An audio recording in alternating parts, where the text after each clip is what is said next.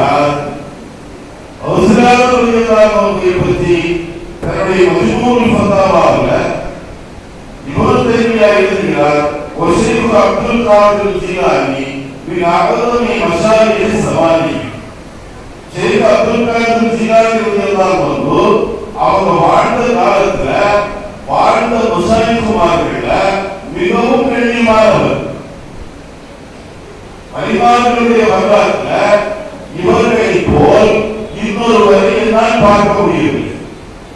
இன்னஹு கான சாலிஹன் வ முத்தபியன் ஷரியத் சய்யிதனா முஹம்மதின் வலம் யத்தபி ஹவாஹு வலம் யன்காஹு.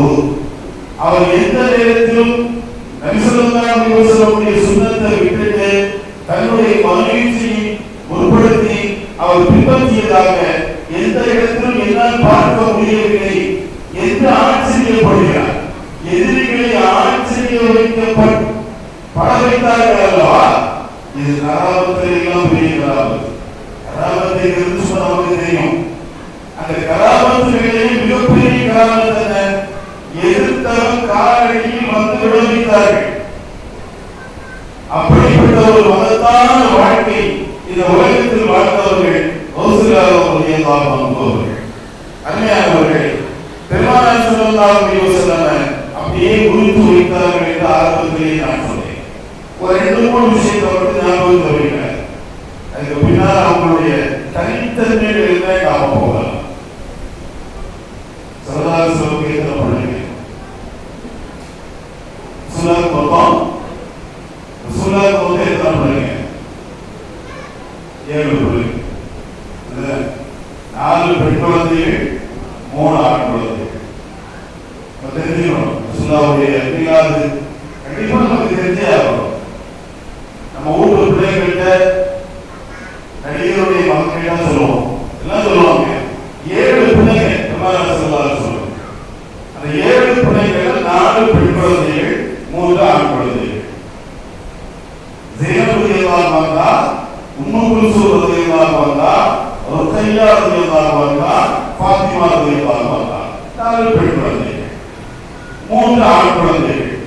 காசிம், தாஹிர், இப்ராஹிம் ரலியல்லாஹு அன்ஹு.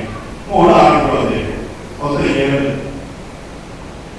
ரசூலுல்லாஹ் வஃபாத் ஆகும்போது இந்த 7 பிள்ளைகள்ல எத்தனை பிள்ளை ஹயாத்தில் இருந்தது? ஒரே ஒரு பிள்ளை ஃபாத்திமா மட்டும்தான் ஹயாத்தில் இருந்தது. 6 பிள்ளைங்க ரசூலுல்லாஹ் இருக்கும்போது வஃபாத் ஆயிட்டாங்க. ஒரு யோசனை பண்ணி பாருங்க, நம்ம பிள்ளை உடம்பு சரியில்லைன்னா என்ன பாடுபடுறோம், எவ்வளவு கஷ்டமா இருக்கு. ஒரே நேரத்தில் 6 பிள்ளைங்க ஒட்டி ஒன்றா பிறகு இருக்குது. அதுகளை போய் பட்டி கஃன் போட்டு தோற வச்சு கபூர்ல அடக்கிட்டு வீட்டுக்கு வந்து அத்தா அப்படிங்கிற மறுநிலையில சொல்ல என்ன பாடுபட்டுருவோம். அந்த சின்ன பாடுபட்டுருவோம். ஆனாலும் வருத்தத்தில் வீட்டுக்குள்ள உடனே உட்காரு. வெளியே வந்தாங்க, யாராவது அவனுக்கு கொடுத்தவனுக்கு எடுக்கிற உரிமை. ஏழை கேட்கறதுக்கு எனக்கு அதிகாரம் இல்லை. ஏழை கேட்டா நான் அடிமையும் இல்லை.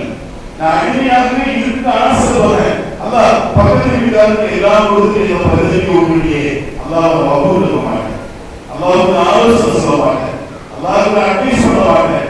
ரப்பு தான், அடிமைதான். கடைசியில் அடிமையாகத்தான் இருப்பேன். அவனுடைய அடிமைங்கிறது எனக்கு மகத்தான பெறுவோம். அப்படியே ஒசரவனுடைய வாழ்க்கையில் வாங்க 4 மனைவி, 49 பிள்ளை. 49 பிள்ளைங்க அவங்க ஹயாத்துல 35 பிள்ளைங்க மௌத்தாயிடுச்சு. நல்லா யோசிச்சு பாருங்க. ஒரு அத்தாவுக்கு 49 பிள்ளை, 49 பிள்ளைங்க 35 பிள்ளைங்க அவங்களுடைய 90 வயசுக்கு முன்னாலே மௌத்தாயிடுச்சு. 14 பிள்ளைங்க பாக்கி இருக்கு. அதுல ஒரே ஒரு பொம்பளை, மீதி இருந்த அத்தனை பேரும் ஆம்பளை. ரசூலுல்லாஹ்வுடைய வரலாறு நீங்க படிச்சீங்கன்னா மூத்த மகன் அப்துல் வஹாப் ரலியல்லாஹு அன்ஹு சொல்லுவாங்க. இருந்த பிள்ளைங்க மூத்த அப்துல் வஹாப் ரலியல்லாஹு அன்ஹு.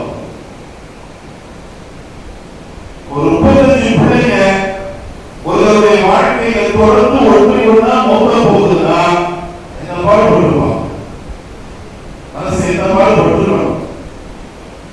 சில நேரங்களில் அல்லாஹ் சில கவலைகளை தருவோம்.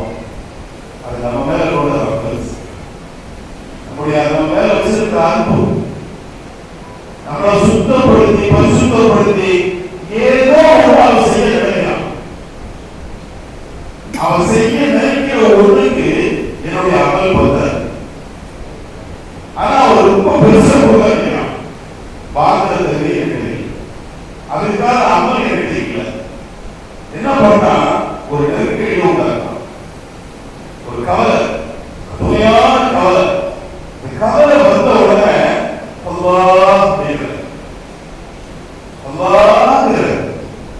இந்த அல்லாஹ்வுக்கு பவர் ஜாஸ்தி. பள்ளியில தொழுது அல்லாஹ் சொன்னார்ல, அது சும்மா வாயால அல்லாஹ் சுப்ஹானல்லாஹ் புரியுறதுக்காக நம்முடைய மேம்பட்ட வழிகாட்டிகள் சொல்லுவோம், நம்ம உணர்த்துறதுக்காக சொல்லுவோம்.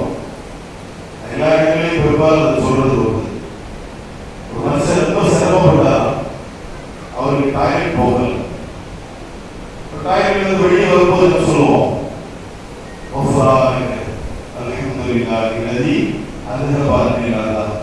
என்னை விட்டு நோயில தரக்கூடிய போல